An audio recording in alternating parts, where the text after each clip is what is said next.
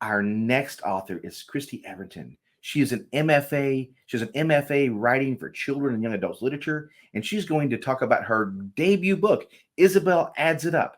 Kristy, hello. Hi, it's great to be here. Oh, it's wonderful to be here. I loved your book. It was so fantastic. Thank you so much. And I love the name. That's my daughter's name, Isabel. So I'm going to pass this along to her, even though she's in college. Is it spelt the same way? It is not. It is not. I love that it had the O instead of the E. That was fantastic. So I told her already, like, oh, here's a new variant of the spelling. Yeah. Kristy, do you mind reading a little bit from your fantastic book? Sure. Okay, Isobel Adds It Up is illustrated by A.G. Ford.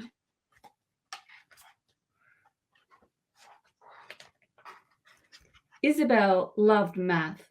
She loved the soft curves of the number 3, the hard edge of 7, and how numbers always made sense to her. In the quiet of her room, she sharpened her pencil and zipped through her homework. And then the new neighbors moved next door. They made loud noises.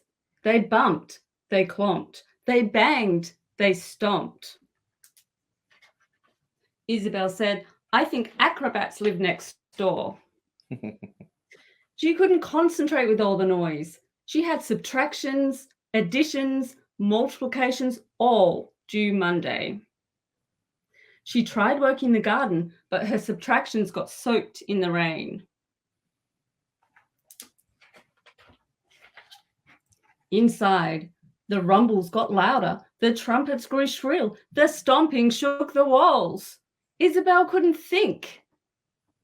She said, I think a marching band lives next door. She shushed them as loudly as she could, but the trombone just growled for longer. She stuck tissues in her ears and wedged herself in a cupboard, but it was too dark to do addition, and she could still hear the neighbors. They danced and they shouted and played their music aloud. She tried to count the drum beats, but couldn't keep track of the numbers. That marching band has no manners, Isobel cried. She decided she would play her own music loud and see how they liked that.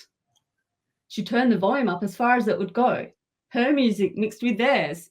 What a ruckus! Finally, their music stopped. But then Isobel heard the neighbors dancing and singing to her song. She stamped her feet up and down, making nearly as much noise as the neighbors.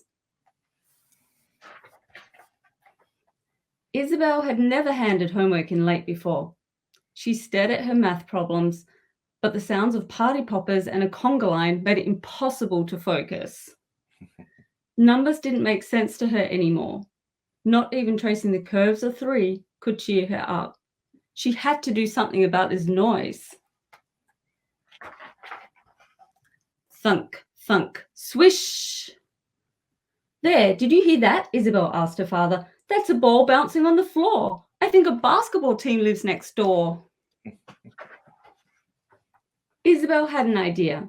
She made peanut butter cookies because she liked measuring flour with a 3/4 cup, and everyone knows peanut butter cookies are the best. She left them on the neighbor's doorstep with a note. Dear basketball team, welcome to the neighborhood. I understand it is difficult for you to be quiet because you have big feet, but I would appreciate it if you could keep the noise down, please, as I have 14 math problems due on Monday. I hope you like the peanut butter cookies. I made them extra peanutty for you. Love, Isobel, apartment 2. That evening, a note got slipped under her door. To Isobel, sorry about the noise. Thanks for being understanding. We do have big feet. We will try to be more quiet. Thanks for the cookies. Peanut butter is my favorite. I also have math homework due on Monday. Maybe we could study together. Love from Bernadette. Isobel wasn't sure. She loved quiet, and Bernadette made an awful lot of noise. The next day, there was a loud knock. Bernadette was not what Isobel had imagined. And it turned out she was an excellent study partner after all. They could do subtractions outside even when it rained. Bernadette was fantastic at times tables. She could remember 6 times 7 every time. After all, an elephant never forgets. They baked different peanut treats together. Isobel measured and Bernadette cleaned up. When it got too loud inside, Bernadette helped with that too. They both finished their math problems on time, and sometimes Isobel joined the ruckus next door.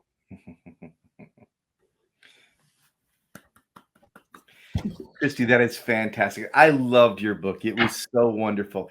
Isobel is such a great character. She's great at math. She's great at music. She's a problem solver. But then you have that mystery of bringing in Bernadette. Talk to me about the character of Bernadette. Oh, I love Bernadette. Bernadette is a neighbor that we'd all like to have, I think. Great at math, helpful with baking.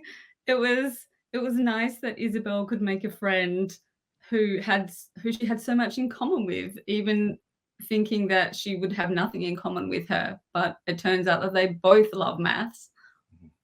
Kristy, have you always been a reader? Like, how did you become a reader and writer?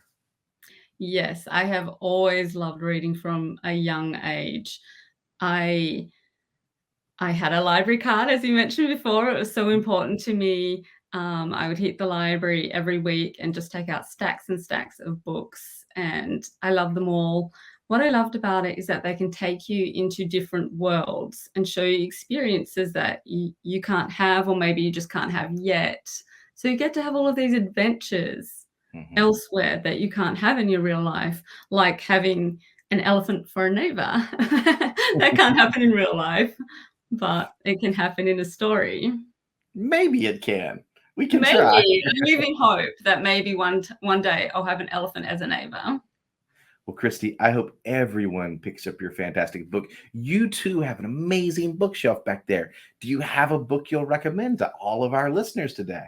I do. It's called Hello Star. I do have it back there somewhere, but I can't immediately see it. It's called Hello Star. It's by my friend Stephanie Lucianovic, and it came out just last year, and it's about a girl who loves a star and she wants to save it. So Ooh, I can't wait to read that. It's absolutely gorgeous, and it's illustrated by Vashti Harrison. Ooh.